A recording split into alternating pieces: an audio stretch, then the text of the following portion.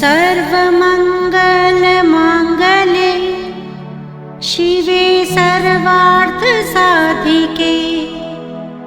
शरण्ये त्र्यम्बके गौरी नारायणी नमोस्तुते। हम आदिशक्ति माता दुर्गा की कथा सुनाते हैं, हम कथा सुनाते हैं। जिनकी कृपा से दुख विपदा संकट मिट जाते हैं, सब खुशियाँ पाते हैं। सुनते ही जिनका नाम असुर और खल घबराते हैं, माँ से थर्राते हैं। तो कुल मिलाकर के हमारे जो है शौनकादि ऋषि वहां बैठ गए और अभी बैठ के वो ध्यान कर ही रहे थे कि जब आपका भाव सही होता है ना महाराज, तो आपको सही आदमी से मुलाकात हो जाती है। जिस इंसान के अंदर छल कपट नहीं होता, जो कभी गलती, बुद्धि भगवान ने दी है आपकी अपनी रक्षा के लिए। भगवान ने बुद्धि इसलिए नहीं दी है कि उसका उपयोग करके आप दूसरे को सताइए, इसलिए बुद्धि नहीं दी गई है। बुद्धि दी गई है स्वयं की रक्षा के लिए। वो कहते हैं ना, जियो और जीने दो, खुद भी चैन से रहो, दूसरों को भी रहने दो। जियो और जीने दो। आप समझ रहे हो? तो कहने का तात्पर्य यह है कि जब वो सही भाव में आप रहेंगे तो संत खुद आपसे टकरा जाएगा। और आज उनके सही भाव ने मां की प्रेरणा से सूत जी को यहां भेज दिया। अब सूत देखिए कोई एक जाति नहीं है। भागवत आपने बहुत सुनी होगी, नैमिषारण्य का जिक्र आज बहुत लोग, मैं ऐसे तो आप सभी विद्वान हैं, लेकिन उनमें से आप में से कुछ ऐसे होंगे जो नैमिषारण्य वास्तव में उसका नाम क्यों पड़ा आज जाने। पता नहीं भागवताचार्य लोग इसको क्यों नहीं बताना चाहते, या बताते हैं या अब तो क्या कहें, सभी आदरणीय, सभी को मेरा प्रणाम। सूत जी कोई जाति नहीं होती महाराज। सूत जी एक पद है, जैसे प्रधानमंत्री एक पद है। ये कोई जाति नहीं है, ये वर्ण संकरता से उत्पन्न हुए लोग हैं। यानी इनके माता पिता में एक क्षत्रिय होता है तो एक ब्राह्मण। अब माता ब्राह्मण हो, पिता क्षत्रिय हो, यानी जब एक जाति दूसरे जाति के साथ संयोग करती है तो वर्ण संकरता आ जाता है। तो ऐसी ये जाति थी और इन्होंने अपने भरण पोषण के लिए राजा के यहां घोड़ों की सेवा में अपने को लगा दिया और घोड़ों को रथ में बांधकर राजा महाराजा को लेकर चलते थे, इसलिए इनको सूत जी कहने लगे लोग। इन्हीं में से एक बच्चा जो उसका मन इसमें नहीं लगा, क्योंकि अलग अलग बच्चे होते हैं, उसको लगा कि मुझे तो जीवन मिला है तो कुछ बड़ा करने के लिए, और वो पहुंच गया महर्षि वेदव्यास के पास और कहा, हे गुरुदेव मुझे अपना शिष्य बना लो, जो कहोगे वही करूंगा, मेरा जीवन अब आपके चरणों में। अगर किसी से आपको ज्ञान लेना है ना महाराज, वास्तव में अगर आप ज्ञान के पिपासु हैं, तो गुरु कहते हैं ना, गुरु बहुत सोच समझ कर, गुरु केवल वेशभूषा देखकर या थोड़ी उसकी ताम झाम देखकर ना, जिसके वाणी में आपको उच्चता दिखाई दे, जिसको लगे कि इस आदमी के साथ रहकर मुझे ज्ञान वास्तव में प्राप्त हो सकता है, ये विद्वान है।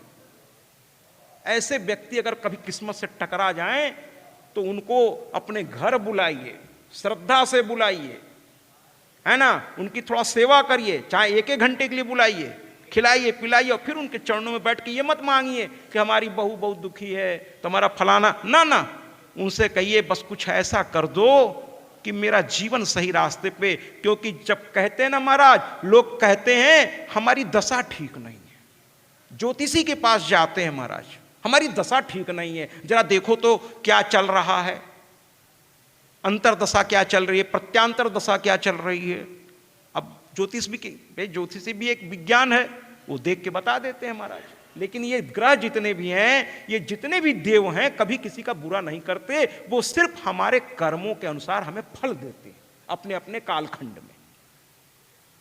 तो अगर दशा खराब है ना महाराज, तो इसमें पक्की बात यह है कि कहीं ना कहीं आपकी दिशा भी खराब है। जिस दिन आप अपनी दिशा सुधार लेंगे, दशा अपने आप सुधर जाएगी। दिशा सुधारिए, दशा अपने आप सुधर जाएगी। दिशा को सही करिए, यानी अपनी सोच को सही करिए, अपने कर्म को सही करिए, अपने विचारों को सही करिए महाराज। मर्यादा में रहिए, संतों की सेवा करिए महाराज, है ना।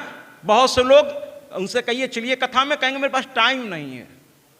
और हम ऐसे लोगों को प्रणाम करते हैं, हम कहते हैं बिल्कुल सही बात है, आपके पास टाइम नहीं है। लेकिन जिस दिन आप बीमार पड़ेंगे या कोई घर पे मुसीबत आएगी, सबसे ज्यादा टाइम आप ही के पास होगा। दौड़ के सबसे पहले मंदिर जाएंगे या कहीं भी बैठ करके। हम लोग क्या करते हैं जब सुख पाते हैं, वो कहते हैं ना कि दुख में सुमिरन सब करें, सुख में करे न कोई, और जो सुख में सुमिरन करे तो दुख काहे को होए।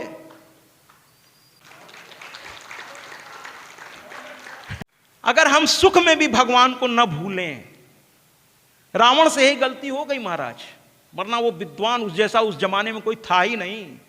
मरने लगा तो राम ने लक्ष्मण को भेजा कि आज इस धरा का सबसे बड़ा विद्वान जा रहा है, जाके कुछ सीख ले लो। रावण ने बड़ी तपस्या से, हम तो कहते हैं राक्षसों से भी सीखिए महाराज, हम लोग तो फिर भी इंसान हैं। राक्षसों ने भी, या जितने भी बड़े बड़े दुराचारी, पहले उन्होंने तपस्या करके भगवान को प्रसन्न किया, साधना किया।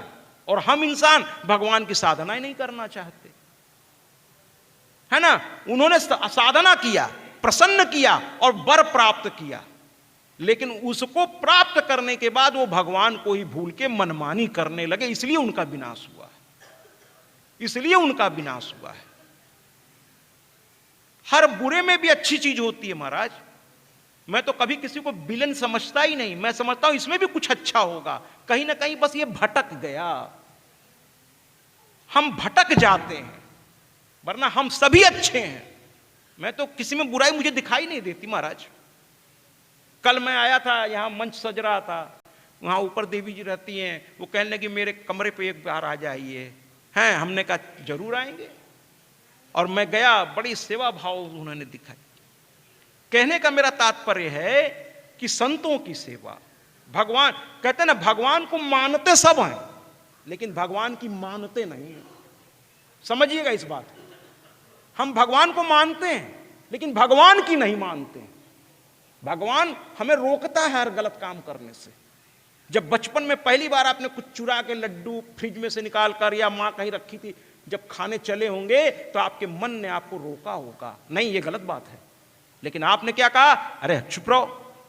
उसको आपने नहीं माना, धीरे से मुंह में डाल लिया और आनंद आया, और फिर आप चल पड़े गलत दिशा में कि ऐसे नहीं मिलेगा तो ऐसे ले लेंगे। और ये ऐसे नहीं, जो वो ऐसे वाला चक्कर है ना, वो कहीं ना कहीं ले जा करके आपको आपकी ऐसी तैसी करके छोड़ेगा। इसलिए मेरा निवेदन है आपसे कि अगर दशा बदलनी है तो सबसे पहले अपनी दिशा बदलिए, अपने कर्म की, अपने सोच की, अपने विचार की, अपनी मर्यादाओं का। जिस दिन दिशा बदल देंगे, दशा अपने आप बदल जाएगी महाराज।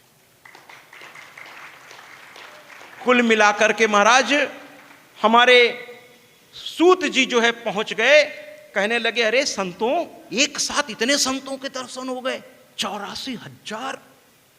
और मैं आश्चर्य में हूं। मैं ऑडियो वाले से पूछना चाहूंगा, क्योंकि उनकी टेक्नोलॉजी वही जानते हैं। महाराज यहां तो चंदन जी बैठे हैं ना, चंदन आपका नाम है, तो देखिए चंदन जी की वजह से मेरी आवाज आप लोगों तक पहुंच रही है, इनके सिस्टम से आवाज मेरी पहुंच रही है, ठीक है महाराज। वहां कौन सा चंदन जी बैठे होंगे, कौन सा ऑडियो सिस्टम लेके कि सूत जी ने कथा सुनाई और 84,000 ऋषियों ने सुनी महाराज। 84,000 कुछ कहलाता है। कितने साउंड बॉक्स लगे होंगे अब तो चंदन जी ही कैलकुलेट करके बता सकेंगे, और कौन सी माइक लगी होगी जो 84,000 लोगों तक सूत जी की बात। और सूत जी को पकड़ करके हमारे शौनकादिक, अच्छा एक चीज और सुनिए मजेदार, शौनकादिक की जो उम्र थी वो बड़े वयोवृद्ध थे। हमारे यहां सच पूछे तो कथा ध्यान से 2 ही लोग सुनते हैं महाराज, एक शौनक ऋषि और उनकी टीम, उनके सारे सन्यासी, और दूसरे हमारे हनुमान जी। कथा प्रेमी है, राम कथा हो, कोई भी कथा हो, किसी न किसी रूप में आके चुपचाप इसी भीड़ में छुप के बैठ जाते हैं। और आपको एक मजेदार बात और बताएं महाराज, शौनकादिक ऋषि भी बड़े मन लगा के वो सूत जी को पकड़ लिए, कहने लगे अब आप आ गए हैं, एक छोटा सा बच्चा उनको उन्होंने व्यासपीठ पर बैठाया और स्वयं शौनकादिक जैसा वयोवृद्ध, इतना आदरणीय हनुमान जी भी महाराज इसी में, और कहीं ना कहीं जाकर वो बैठते हैं, कथा सुनते हैं। और आपको एक मजेदार बात बता रहे हैं, स्वर्ग में कथा नहीं मिलती। हम लोग देवताओं से भी ज्यादा भाग्यशाली हैं महाराज कि हमको ये कथाएं सुनने को मिलती है। देवताओं को अगर ये कथा सुनने की इच्छा जगती है तो उनको भी स्वर्ग से उतरकर पृथ्वी पर आना पड़ता है। और हमारे आचार्यों से पूछिए, वो सुपारी कलावा बांध करके उसी एक सुपारी पर न जाने कितने देवताओं का आह्वान करते हैं। उनकी जरा सीट देखिए कैसी है, आप तो फिर भी सोफा पे बैठे हैं महाराज, उनकी सीट कैसी है, एक सुपारी पर। पूछिएगा आचार्य लोगों से, कभी इनके चरणों में बैठ के देखिए, आपको बहुत अच्छी अच्छी बात ये बताएंगे, है ना। एक सुपारी पर बैठ के सुन रहे हैं महाराज। और हमको आपको देखिए, जितेंद्र जी और उनकी टीम ने और सभी लोगों ने मिलकर क्या व्यवस्था दी है, क्या व्यवस्था दी है महाराज। केवल घर से चल के आना है, फिर तो अमृत ही अमृत है। माने हे सूत जी, आप बहुत भाग्यशाली हैं। तो सूत जी छोटे से हैं, कहते हैं कैसे भाई, आप जैसे संतों का आगे मैं भाग्यशाली कैसे। तो कहने लगे आप महर्षि वेदव्यास के शिष्य बने और आपको वो चीज प्राप्त है जो हम लोगों को नहीं प्राप्त है। तो कोई ऐसी कथा सुनाइए जो धर्म, अर्थ, काम और मोक्ष दिला दे। आपने हमको बहुत सारी कथाएं सुनाई हैं, लेकिन मन भरता नहीं है। कोई ऐसी कथा सुनाइए कि जिसको सुनने के बाद फिर और कुछ सुनने की इच्छा ही ना रह जाए। कोई ऐसा रस पिला दीजिए। तो मुस्कुरा पड़े, कहे बस यही बात राजा जन्मेजय ने महर्षि वेदव्यास से कहा था। कथा यहां से और आगे बढ़ती है। कहे जन्मेजय कौन थे। तो कहने लगे जब परीक्षित की मृत्यु हो गई तो उनके पुत्र राजा जन्मेजय राजा बने। एक उतंक नाम का ऋषि आया और आकर के उनको भड़काने लगा, कहने लगा तुम्हारे पिता को तक्षक ने काटा था, जिसके चलते, और तुम कैसे राजा हो, तुम कैसे छत्री हो, है ना, कि अपने पिता के दिए हुए सुख का तो भोग कर रहे हो लेकिन उनका बदला नहीं ले रहे हो। छत्री तो बदला लेता है। और उसकी बातों में आकर के कहने लगे मुझे क्या करना चाहिए, एक पुत्र के नाते ऐसा क्या करूं कि मेरे पिता प्रसन्न हो जाएं। कहे उस तक्षक को ही नहीं, पूरे सर्प योनि को मार डालो। और कभी कभी व्यक्ति गलत मिल जाए ना तो आपको वो सलाह भी गलत ही दे बैठता है महाराज। इसीलिए किसी सलाह लेने से पहले भी जरा समझ लीजिए कि वो व्यक्ति वास्तव में क्या है ना महाराज। तो कुल मिलाकर के कहें सर्प यज्ञ करो, इन्होंने भी सर्प यज्ञ कर दिया। और आहुतियां और मंत्रों में तो इतना ताकत होती है महाराज, मंत्र में नाद होता है, नाद। जो संगीत के विद्यार्थी या शिक्षक यहां बैठे हों तो जानते हैं कि संगीत में एक नाद शब्द इस्तेमाल होता है और मंत्रों के नाद में इतनी ताकत होती है कि वो तरंगे बनकर इस धरा पर फैलने लगती हैं। अगर आचार्य कोई विद्वान मिल जाए जो शुद्ध मंत्रों का उच्चारण करे, कहते ना किसी भी यज्ञ की संपूर्णता अगर अच्छे से करनी है तो 3 चीजें बहुत जरूरी हैं। मंत्र शुद्धि, सबसे पहले मंत्र की शुद्ध उच्चारण हो, मंत्र शुद्धि, क्रिया शुद्धि और द्रव्य शुद्धि। जब तक इन तीनों का मिश्रण नहीं होगा तब तक वो यज्ञ पूरी तरह से सफल नहीं होता। और यहां तो एक से एक विद्वान बैठे, राजा को क्या कमी थी, सारे जगह से एक विद्वानों को बुला करके लगा दिया और मंत्र पढ़ने लगे। और धीरे धीरे मंत्रों में इतनी ताकत आई कि सर्प जहां जहां छुपे थे आकर के उस यज्ञ कुंड में गिर गिर के भस्म होकर मरने लगे। अब तक्षक भाग के इंद्र के पास गया, कहे महाराज बताइए मेरी क्या गलती थी। भाई नियम है, उन्होंने ऋषि ने श्राप दिया, चूंकि इन्होंने गलती की थी कि तक्षक तुम्हें, मैं गया उस श्राप को पूरा करने गया क्योंकि राजा ने गलती की थी। परीक्षित ने, वो एक सन्यासी ध्यान में थे, उनके गले में मरा हुआ सांप डाल दिया अपने अहंकार में आके, इसलिए श्राप मिला और मैं जाके उस श्राप को पूरा किया। मेरी क्या गलती इसमें। इंद्र ने कहा कोई बात नहीं, तुम मेरे शरण में रहो, देखते हैं तुम्हारा कोई क्या बिगाड़ लेता है। लेकिन मंत्रों की शक्ति इतनी ताकत हो गई, जब पता चला मंत्र बोलने वालों को कि अच्छा इंद्र ने, तो उन्होंने एक ऐसा मंत्र का उच्चारण किया कि इंद्र के साथ तक्षक भी अब अग्नि में आवे।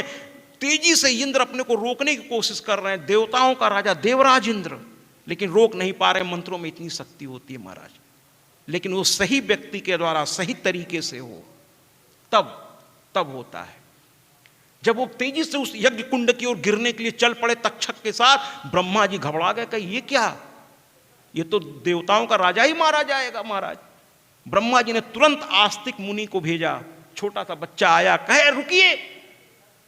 जन्मेजय पलट के देखे, कहे अरे आप भूल गए आप किस वंश के हैं, पांडव वंश के हैं आप महाराज, पांडव वंश के हैं, आपकी परंपरा बड़ी अनोखी है, आप ये कैसा अनर्थ कर रहे हैं। फिर उनके समझाने पर जन्मेजय रुक गए, और जब उन्होंने समझाया तो पछताने लगे, कहने लगे कि गलत आदमी की संगत हमेशा गलत ही कराती है। ये उतंक नाम का ऋषि अपने स्वार्थ में आकर के मुझसे इतना बड़ा गलत। अब वो रो रहे थे। जैमिनी ऋषि आए, उन्होंने महाभारत सुनाई, लेकिन इनको शांति नहीं मिली। तब महर्षि वेदव्यास आ गए। कभी कोई संत चल करके आपके नगर में आप, और वास्तव में संत माने विद्वान हो अगर, तो उसकी सेवा जरूर, एक बार उसके पास बैठिए, कोई बहाना निकाल कर, या तो उसे अपने घर में बुलाइए, या उस जहां ठहरा है वहां जाइए, थोड़ा उससे चर्चा करिए। कुल मिलाकर महर्षि वेदव्यास आए, जन्मेजय रोने लगे, कहने लगे आप जैसा विद्वान स्वयं चल कर आ गया, ये तो मेरा बहुत बड़ा भाग्य है। और रोते रोते पैर पकड़ लिए और कहने लगे मुझसे बड़ा पाप हो गया, मेरे पिता को दुख पहुंच रहा होगा, मेरे करनी से मैं मर जाऊं तो अच्छा है। कहे नहीं नहीं, ऐसा मत कहो, तुम्हारे पिता भी यशस्वी राजा थे, तुम भी हो, बोलो क्या चाहते हो। कहे अब कुछ ऐसा करिए कि मेरे पिता को सद्गति मिले और मुझसे जो अपराध हो गया वो क्षमा हो जाए। अब यहीं से देवी भागवत का पहला श्लोक महात्मा का। महर्षि वेदव्यास बैठ गए, आसन पर व्यासपीठ पर बैठ गए, और ये व्यासपीठ उन्हीं के नाम से जाना जाता है। ये भी एक पद नाम है, बाकी इसमें बैठने वाले अलग अलग नाम होते हैं, लेकिन पीठ का नाम व्यासपीठ है। वो बैठ गए और उन्होंने देवी भागवत महात्मा का पहला श्लोक, थोड़ा जयकारा लगाकर इसको शुरू करेंगे। जयकारा शेर वालिदा बोल साचे दरबार की। हाँ, ये हुई ना बात, ये हुई, मां को प्रसन्न करना है आज। तो उन्होंने कहा सुनो, और देवी भागवत के महात्मा का पहला श्लोक कि देवी भागवतम नाम पुराणम परमोत्तमम तरलोक की जननी साक्षात ज्ञते यत्र शाश्वती। जैसे ही उन्होंने कहा देवी भागवतम नामा पुराणम परमोत्तमम, जन्मेजय हाथ जोड़ करके उनके सामने बैठे हुए आश्चर्य से उनको देखने लगे। वेदव्यास थोड़ी देर के लिए रुक गए, कहे इतना आश्चर्य से मुझे क्यों देख रहे हो। कहे आप 18 पुराण तो आप ही ने लिखा है। कहे हाँ। कहे 18 उप महापुराण, कहे हम ही ने लिखा है। कहे 4 वेदों का विभाजन, व्यास जी ने कहा हम ही ने किया है। हर युग में अलग अलग व्यास हुए हैं, व्यास भी एक पद है, कभी ब्रह्मा व्यास बन के आए हैं, कभी वशिष्ठ बन के आए हैं व्यास। अब की बार मैं आया हूं, भगवान विष्णु का अंशावतार कहे जाते हैं ये। तो कहने लगे कि अगर लिखने वाला व्यक्ति ही कह दे कि मेरे 18 पुराण और 18 उपमहापुराण, यहां तक कि 4 वेदों का विभाजन से भी सबसे ऊपर अगर कोई है तो देवी भागवतम नाम पुराणम परमोत्तमम। स्वागत करिए महाराज, संकोच मत करिए। पुराणम परमोत्तमम लिखने वाला ही कह रहा है कि देवी भागवत नाम का ये पुराण हमारे सारे इन किताबों में उत्तम नहीं कहा परमोत्तम। तो जन्मेजय कहने लगे गुरुदेव अगर आप ही ऐसा कहेंगे तो फिर बाकी पुराण तो कोई पढ़ेगा ही नहीं महाराज, कहेगा फिर देवी भागवत ही पढ़ा जाए। तो कहे देखो मैं जानबूझ के नहीं कह रहा हूं, मेरी जीवा ये कहने पर मजबूर है। सच्चाई यही है कि देवी भागवतम नामा पुराणम परमोत्तमम, ये सच्चाई है। कैसे? तो कहते हैं तरलोक की जननी साक्षात ज्ञते यत्र शाश्वती। कहते हैं मैं क्या करूं, अरे ये उसकी गाथा है जो ब्रह्मा विष्णु और महेश की भी माता है, ये उसकी गाथा है। ये देव माता है, ये आदि है, अनादि है, अनामय है, अविचल है, अविनाशी है, ये उसकी गाथा है।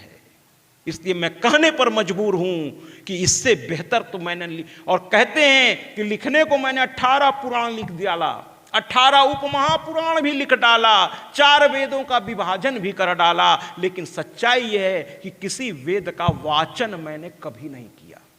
किसी भी पुराण को उठाकर देख लीजिए, व्यास उवाच कहीं नहीं मिलेगा। सूत जी सुनाए सूत उवाच, या फिर सुखदेव जी सुनाए सुखदेव उवाच।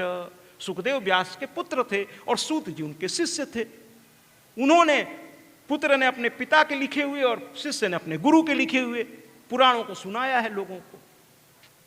लेकिन व्यास जी ने किसी पुराण को, एकमात्र देवी भागवत ये जहां एक बार नहीं 1000 बार मिलेगा। क्यों ना मैं गर्व से कहूं कि मैं देवी भागवत करता हूं, कि लिखने वाले ने खुद कहा है महाराज। अब किसी को इस पे एतराज है तो मुझसे नहीं, क्योंकि मैं तो डाकिया हूं महाराज। मैं क्या और मेरी हस्ती क्या, मेरी औकात नहीं कि मैं अपने मन से कुछ बोल सकूं। ये तो व्यास जी की लिखी बात को मैं आप तक पहुंचा रहा हूं, मैं तो डाकिया हूं। और अगर कुछ मेरी बातों में आपको अच्छा लग रहा हो तो ये मेरी मां की कृपा है, और कुछ कमी लग रही हो तो अपना छोटा भाई, अपना दास समझकर मुझे माफ कर दीजिएगा, ये मेरी गलती है। अच्छा लगे तो मेरी मां की कृपा है और वेद व्यास की लिखने का शैली है, और अगर खराब लगे तो ये मेरी गलती है। अगर कमी लगे तो वो मेरी गलती समझ लीजिए, अच्छा लगे तो मेरी मां की कृपा। और महर्षि वेद व्यास के विद्वता को प्रणाम करिए महाराज, महर्षि वेद व्यास के विद्वता को प्रणाम करिए। तो कहते हैं कि मैं क्या, और इस पर 2 लाइन में जरूर कहूंगा क्या, क्योंकि मैं अपने आप को सिर्फ इतना ही कहता हूं कि मैं तो डाकिया हूं। डाकिया डाकिया डाक लाया, डाकिया डाक लाया, डाकिया डाक लाया, डाकिया डाक लाया, डाकिया डाक लाया, डाक लाया, डाकिया डाक लाया, डाक लाया। खुशी का पयाम कहीं कहीं दर्दनाक लाया, डाकिया डाक लाया, डाक लाया, डाकिया डाक लाया, डाकिया डाक लाया। माने मैं अपने मन से कुछ नहीं कह रहा हूं, इसीलिए मैं, और लोग जब कभी कहते हैं कि आप ऐसा कैसे, हमने कहा भैया अगर लड़ना है तो व्यास जी के पास जाइए, मैं तो डाकिया हूं। अब वही कह रहे हैं कि देवी भागवतम नाम पुराणम परमोत्तमम, तो मैं उसकी व्याख्या केवल कर रहा हूं। मेरी क्या हस्ती कि मैं लिख दूं।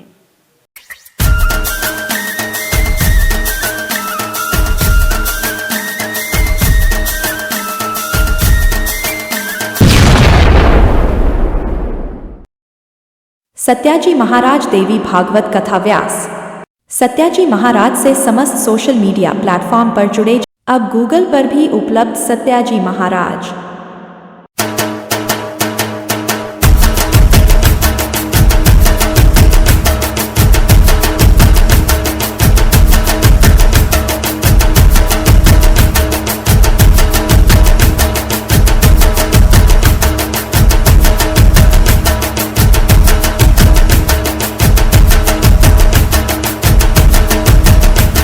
यूट्यूब पर भी उपलब्ध सत्याजी महाराज।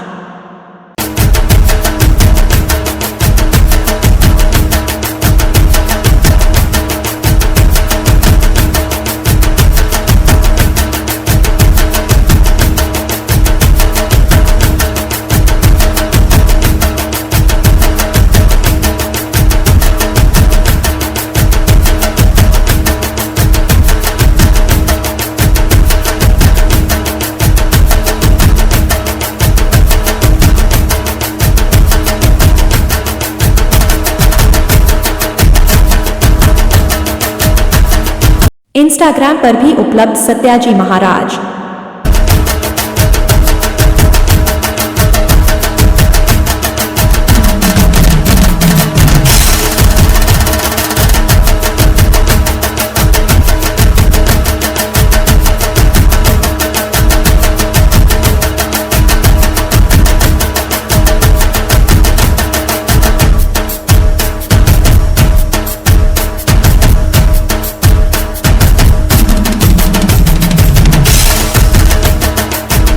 फेसबुक पर भी उपलब्ध सत्याजी महाराज।